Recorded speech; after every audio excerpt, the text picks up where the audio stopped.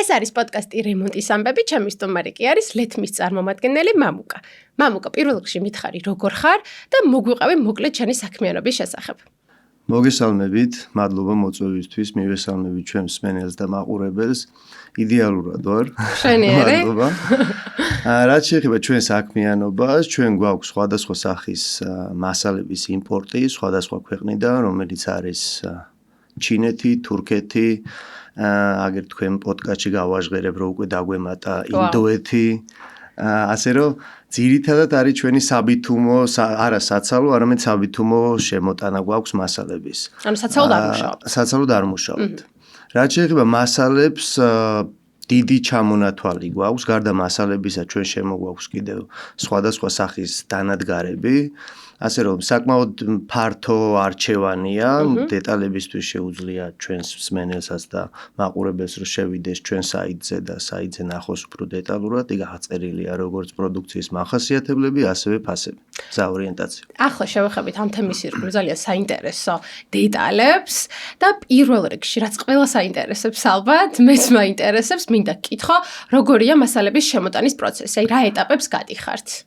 რაც შეეხება მასალების შემოტანა პირდაპირ კავშირშია რომელი ქვეყნიდან შემოგვაქვს, იმიტომ რომ თითოეულ ქვეყანას აქვს რაღაცა თავისი, მოკლედ რო ვთქვა, ესეთი სპეციფიკაცია. თუმცა ერთი ფორმულა, რომელიც ნებისმიერ ქვეყანაში მუშაობს, ეს არის ჩვენი ადგილობრივი წარმომადგენელი, როდესაც შემოდის ჩვენთან მოთხოვნა, შემდეგ მიდის უკვე ჩვენი ადგილობრივი წარმომადგენელი კონკრეტულ საწარმოში, ეს იქნება წარმოება თუ ქარხანა, სადაც ამოწმებს ხარისხს და რამდენად თანხმედრაშია მოთხოვნასთან. შემდეგ ხდება უკვე ლოჯისტიკური საკითხების დალაგება და ჩვენთან უკვე ჩვეულებრივი პროცედურებია, რომელიც მოიცავს რაღაც გამბაჟებას, დეკლარირებას და ასე შემდეგ, ასე შემდეგ.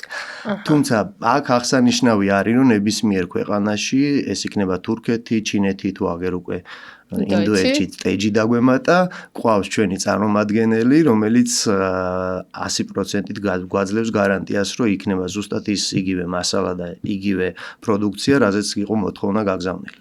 მამუკა, ალბათ რაღაც გარკვეულ სირთულეებთან არის დაკავშირებული, ხო, მასალის არჩევა. იქნება ეს სირთულეები გაგვაცნო უკეთ? რაც შეეხება მასალების შერჩევის სირთულეებს, რამდენიმე შემიძლია, ისევ ჩვენი პრაქტიკიდან გამოცდილებიდან გითხრათ, რომ ძირითადად არის ერთი მხარეა, რომ დაუშვათ ვყიდულობთ რაღაც, ვარჩევთ რაღაცა მასალას და მეორე მხარეა, რომ არ გვაქვს არანაირი ინფორმაცია დამატებით აქსესუარებზე, არ გვაქვს ინფორმაცია მონტაჟთან დაკავშირებულ საკითხებზე და არ გვაქვს ინფორმაცია მოვლასთან დაკავშირებულ საკითხებზე. მე მგონი ეს სამივე ისეთი მნიშვნელოვანი დეტალია, რომელიც მასალის შეძენამდე უნდა იყოს გათვალისწინებული. აჰა. ეხლა მინდა ესეთ თემას შევეხო, მაინტერესებს შენი აზრი, გაიზრდება თუ არა მოთხოვნა ეკომეგობრულ მასალებზე და ენერგოეფექტურ მასალებზე, რა თქმა უნდა. მე მგონი უკვე გაზრდილია, იმიტომ რომ აქტიურად გამოიყენება უკვე ენერგოეფექტური მასალები, როგორც სამშენებლო კუთხით. მაგალითისთვის შეგვიძლია ავიღოთ ლამინირებული მინები, რომელსაც ფასადისთვის გამოიყენებენ. რაც შეეხება ეკომეგობრულობას, თავისთავად ცხადია, რომ მთელი მსოფლიო მიექანება და უჭირავთ ის გეზი, რომ იყოს მაქსიმალურად ეკომეგობრული და 100%-ით გადამუშავებადი პროდუქცია. თავისთავად ცხადია, რომ აღნიშნული სტატისტიკა ყოველწლიურად გაიზრდება და ბაზარზეც მოთხოვნა შესაბამისი მიმართულებით გაიზრდება. ეხლა როგორია ამის მოთხოვნა ამ ეტაპზე? ამ ეტაპზე გვაქვს უკვე თუნდაც იგივე ავეჯის მიმართულებით შემიძლია რომ მაგალითი მოგიყვანოთ, რომ არის უკვე მოთხოვნა გაჩენილი არა მხოლოდ ვიზუალურ და ესთეტიურ მხარეს ექცევა და ხარისხს, არამედ კითხვები არის დაუშვათ რამდენად ეკომეგობრული ნაჭერი აქვს გამოყენებული ავეჯზე. უკვე არის ეს მოთხოვნა გაჩენილი და თავისთავად ცხადია, რომ ყოველწლიურად გაიზრდება. აი ხა ნაჭერს შევეხეთ და მაინტერესებს თუ არსებობს რაიმე ალერგიული ნაჭერი ავეჯთან მიმართებაში, რასაც ერიდებიან მომხმარებლები. რა უნდა გაითვალისწინონ? მეც ალერგიული ვარ ძალიან და პირობითად უნდა გავითვალისწინო თუ არა მასალის შერჩევისას ეს ფაქტორი. ნებისმიერ წარმოებას, ჩვენ ახლა რომელ წარმოებასთანაც თანამშრომლობთ, აბსოლუტურად თითქმის ყველას აქვს თავისი პროდუქციის სახელმძღვანელო ერთი, მეორე არის სატესტო რეპორტები, სადაც აღწერილია დეტალურად რა სახის ტესტირება ჩაუტარდა, რამდენად მდგრადი იყო და ერთ-ერთი მაჩვენებელი არის ალერგიასთან დაკავშირებით.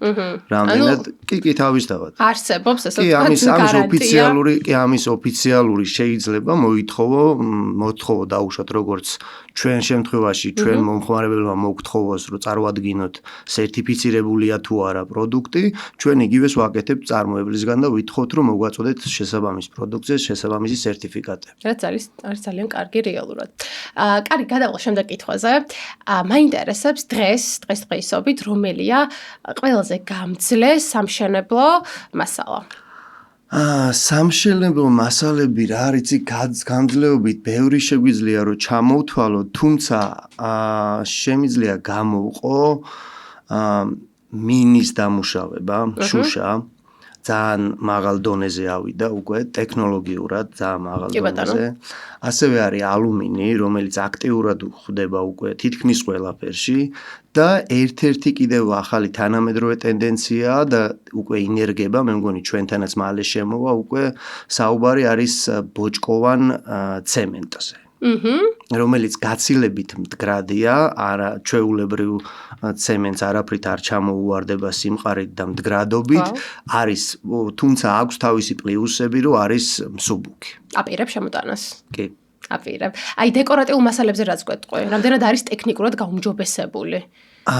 დეკორატიულ მასალებს რაც შეეხება, თავისთავად ცხადია, რომ ეს ისეთი სფეროა, რომ ყოველწლიურად რაღაცები ვითარდება რა, ალბათ ყველასთვის კარგად ცნობილი არის პირობითად შუშის ბლოკები, რომელიც წლებია გვახსოვს და გამოიყენება. თუმცა მანდაც კი არის განვითარების რამდენიმე ეტაპი გაიარა ამ დეკორატიულმა მასალებმა. ეხლა როგორც შეგვხვდება აგურის ფორმის, შეგვხვდება საფასადე იგივე მასალის გამოყენება, რამდენიმე მიმართულებაა, რომელიც შეგვიძლია ვთქვათ იგივე ეს აგურის ბლოკები და აგურები, კომპოზიტური მასალები, რომლებიც უკვე აქტიურად გამოიყენება თითქმის ყველგან, ადრე ძირითადად კომპოზიტურ მასალებს გამოიყენებდნენ ინტერიერში, თუმცა განვითარებასთან ერთად ეს გახდა ექსტერიერშიც მათი გამოყენება უკვე შესაძლებელი.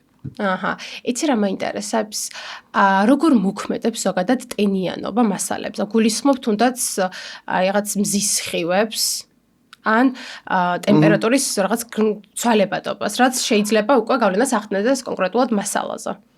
აი აქ თუ ხედავ რამე საფრთხეს და როგორ შეიძლება ამ საფრთხეს რა არის ის საფრთხეს იმდენად ვერ ხედავ, რამდენადაც ყოველწლიურად აქაც ვამჩნევთ, რომ იგივე მწარმოებლები ხვეწენ თავის პროდუქციას და მადლობა რომ ჩვენთანაც უკვე შემოდის რაღაცნაირად ეს სტანდარტი იგება, თუნდაც იგივე საფასადე მასალებს რო შევეხოთ, ეგრეთ წოდებული ჩვენთან ესე ეძახიან Funder Max და Aluka Bonds, რომელიც ერთი არის ალუმინის კომპოზიტური პანელი და მეორე არის HPL პანელი, რომელიც არის მაღალი წნევით დაპრესვილი მასალა, სხვადასხვა ქაღალდებია რეალურად ეს HPL პანელი, რომელიც გუდრონში არის მაღალ წნევაზე დაპრესილი და გამოიყენება აქტიურად ფასადის მოსაპირკეთებლად. რაც შეეხება კლიმატურ პირობებს, თავისთავად ცხადია, რომ წარმოებლის პირდაპირი გათვლა, რომ ის რაღაც ფერი არ შეიცვალოს, ქარს გაუძლოს, წვიმას გაუსვლოს და ასე შემდეგ. იგივე რაც წეგან ვახსენეთ, სატესტო ფურცელთან დაკავშირებით, იგივე ტესტები უტარდება, შესაბამისი ტესტები უტარდება აღნიშნულ მასალებს. ეს იქნება ალუმინის კომპოზიტური მასალა თუ HPL პანელი. შესაბამისად წარმოებელი მაქსიმალურად ითვალისწინებს იმას, რა ტემპერატურაზე შეიძლება იყოს გათვლილი, ეს იქნება მზე, ქარი, ყინვა და ასე შემდეგ. ამის შესაბამისად იყენებენ ულტრაიისფერის სხივის დამცავ ფენას, რომ აირეკლოს მზის სხივი და არ გააფუჭოს ზედაპირი, არ დაუკარგოს იერი და არ შეუცვალოს ფერი. კი ბატონო, აი მე მსმენია ესეთი რაღაც, რომ თუნდაც ლამინატის დაგებამდე კრიტიკულად მნიშვნელოვანია, რომ შავი სამუშაოები შესრულდეს სწორად, ხო? აი იქნებ აგვიხსნა, რატომ ექცევა ამას ასეთი დიდი მნიშვნელობა. ნებისმიერი მასალა იქნება ეს ლამინატი, იქნება ეს ვინილის იატაკი, იქნება იგივე ეს ბოჭკოვანი ცემენტის ფილები. ნებისმიერი მასალის შემთხვევაში ძალიან მნიშვნელოვანია, რომ მოხდეს მოსამზადებელი სამუშაოების ჩატარება სრულყოფილად, რაც გულისხმობს ეს იქნება იატაკის მოსწორებიდან დაწყებული, დამთავრებული რაღაც ტექნიკური სხვადასხვა დეტალებით, რომელიც შემდეგ უკვე ექსპლუატაციის ვადებში და პირობებში აისახება ან დადებითად, ან უარყოფითად. ნებისმიერ მასალას აქვს რაღაც გარკვეული სახის სტანდარტი და სახელმძღვანელოები, როგორ უნდა მოხდეს ამ მასალების გამოყენება სწორად და როგორ უნდა მოხდეს მე ამათი მოვლა. აი მასალების სტანდარტებზე და ხარისხებზე მინდა გკითხო, როგორ უნდა შეირჩეს? არსებობს თუ არა რაიმე სტანდარტი, რითაც იზომება ესე ვთქვათ მასალის ხარისხი? რაღაც საერთაშორისო სტანდარტი თუ არსებობს რაიმე ისეთი? რაც შეეხება მასალების ხარისხს, თავისთავად ცხადია, რომ არსებობს.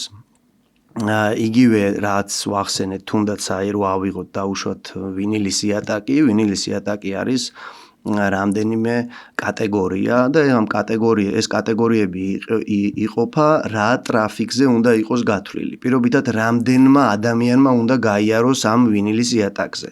სახლის პირობებში გამოიყენება სხვა დატვირთვის ვინილის იატაკი, საჯარო სივრცეებში გამოიყენება სხვა იატაკი და ინდუსტრიული, ასევე არსებობს ინდუსტრიული ვინილის იატაკი, რომელიც გამოიყენება სხვადასხვა საჯარო დაწესებულებებში. ერთ-ერთი მინდა აღვნიშნო, კიდევ სიახლე მოგაწოდოთ განსაკუთრებით. რაღაც დღეს ძალიან სიახლეები გვაქვს ამ პოდკასტში. განსაკუთრებით მე ვფიქრობ, რომ ეს საინტერესო იქნება სამედიცინო სექტორის წარმომადგენლებისთვის. ჩვენ უკვე რამდენიმე თვეა ჩაუშვით გაყიდვაში ინდუსტრიული ვინილის იატაკები, რომელიც გულისხმობს როგორც საკალიდორე და პალატის ვინილის იატაკებს, ასევე საოპერაციო და რადიოლოგიური ოთახების ვინილის იატაკებს. რაც არის ძალიან შთამბეჭდავი, ნამდვილად გილოცავთ. მადლობა. მე მაინტერესებს, აი მასალების შემოწმებაზე ვსაუბრობდით და როგორ ამოწმებთ მასალებს? ხო, სანამ ჩამოიტანთ, სანამ გაყიდით ამ მასალის ხარისხს, როგორ ამოწმებთ და გამძლეობას? ამ მასალის ხარისხს და გამძლეობას რაც შეეხება ამოწმებენ ჩვენი ადგილობრივი წარმომადგენლები, პლუს ამას ვითხოვთ ოფიციალურ დოკუმენტაციას, სანამ ჩვენსა და მწარმოებელს ეს იქნება ქარხანა თუ წარმოება, ჩვენს შორის შედგება გარკვეული სახის ურთიერთობა, ჩვენ ვითხოვთ ოფიციალურ დოკუმენტაციას მათგან პროდუქციის ხარისხის შესახებ. და რა ტიპის მოვლა საჭირო ისე, რომ არ დაზიანდეს კონკრეტული მასალა? რაც შეეხება მოვლას, იგივე როგორც ზემოთ აღვნიშნე, ნებისმიერ მასალას აქვს თავისი ერთგვარი ესეთი ბრჭყალებში, რო თქვა სახელმძღვანელო, სადაც ზუსტად არის გაწერილი, როგორ უნდა იქნეს გამოყენებული, ეს იქნება სამონტაჟო სამუშაოები, ზუსტად როგორ ხდება მათი გამოყენება, ასევე მოვლის პირობები, რა უნდა მოვარიდოთ და პირიქით როგორ შეიძლება რომ მოუვაროთ. გასაგებია. კიდევ ერთი სიახლე მინდა გითხრათ, ესე იგი საუბარი არის შეშმ პირების საფეხმავლო ბილიკის მოწყობაზე, დავამატეთ ახალი პროდუქცია, რამდენიმე თვის წინ ჩამოტანილი გვაქვს უკვე სხვადასხვა კატეგორიის საფეხმავლო ბილიკების ნიმუშები, იმიტომ რომ მოგეხსენებათ როგორც შიდა გამოყენების, ასევე გარე გამოყენების საერთოდ სხვადასხვა მასალები არის. გვაქვს ჩვენ PVХ, ეგრეთ წოდებული PVХ-ს მასალა, თერმოპლასტიკი და თავისთავად ცხადია უჟანგავი ლითონი, რომელიც გამოიყენება როგორც შიდა სივრცეებში, ასევე გარე სივრცეებში მოსაწყობად. ეს დაანერგეთ უკვე? კი, გვაქვს უკვე აქტიურად რამდენიმე კომპანიას ვესაუბრებით აღნიშნულ პროექტთან დაკავშირებით, აღნიშნული მასალების შეტანაზე და მე ვფიქრობ, რომ უახლოეს მომავალში შევძლებთ, რომ რეალურად ჩვენს მიერ განხორციელებული პროექტების ფოტოების და ვიდეოების გაზიარებას ჩვენ სოციალურ ქსელებში. მამუკა, სანა პოდკასტის ჩაწერას დავიწყებდით, შენ საუბრობდი და ახსენებდი ალუმინის სახეობებს, ხო? მე ვერ მივხვდი, იმიტომ რომ მე მგონია, რომ არსებობს ერთი ალუმინის სახე და რაღაც სახეობები ახსენე და იქნებ მითხრა და უთხრა მაყურებელს, რა ალუმინის სახეობებს გულისხმობ? კეთილი, კი ბატონო, არა მარტო თქვენ პრინციპში ყველას მასე გონია, მეც მათ შორის მეგონა რომ მხოლოდ ერთი ალუმინი არსებობდა, თუმცა ამ გამოცდილებამ ამ სფეროში მომცა საკმაოდ დიდი ინფორმაცია ალუმინთან დაკავშირებით, რომ რეალურად არსებობს 8 სხვადასხვა კატეგორიის ალუმინი, რომელიც გამოიყენება სხვადასხვა სივრცეში, სხვადასხვა პირობებში, სხვადასხვა პროდუქციის წარმოებაში და უძლებს როგორც სხვადასხვა კლიმატურ პირობას, ასევე რაღაც და რისგან სხავდება ეს 8 ერთმანეთისგან? პირობითად რო ავიღოთ რაღაც ალუმინი, დაუშვათ ავიღოთ 5000 სერიის და ზევით 5000, 6000, 7000, 8000 სერიის ალუმინები ძირითადად გამოიყენება და გვხვდება ეზოს გამოყენების გარე ავეჯში, მაგის კონსტრუქციას აკეთებენ, ასევე ბევრი გვხვდება ფასადის მოსაპირკეთებლად, რაც შეეხება 4-5000 სერიის ქვემოთ უკვე ეს ითვლება რომ უფრო დაბალი ხარისხის ალუმინია. რაც უფრო ალბათ ინტერიერისთვის. კი, და ძირითადად აღნიშნული გამოიყენება უფრო ინტერიერში. ნამდვილად ძალიან ბევრი და საინტერესო სიახლე გაგვაცანი. უღრმესი მადლობა მინდა გითხრა რომ მოხვედი და იყავი ჩვენი სტუმარი. რამის თქვა ხო არ გინდა? კი, მინდა აღვნიშნო ლეთმის და რინოქსის მრავალწლიანი თანამშრომლობის ისტორია. მეამაყება, რომ ჩვენ წლებია უკვე ერთად მოვდივართ და ასევე მინდა აღვნიშნო ძალიან მომწონს და დადებითად ვაფასებ, რომ რინოქსი თავის მომხმარებლებს თავაზობს მაღალ სტანდარტს. მადლობა უღრმესი. მადლობა ძალიან დიდი მამუკა. ძალიან გამიხარდა დღევანდელი შეხვედრა. მე ძალიან ბევრი სიახლე გავიგე და ძალიან ინფორმირებული ვარ უკვე ამ საკითხებთან დაკავშირებით. დრო არ რომ დავამშვიდობთ ჩვენ მაყურებელს და შევხვდებით მომავალ პოდკასტზე.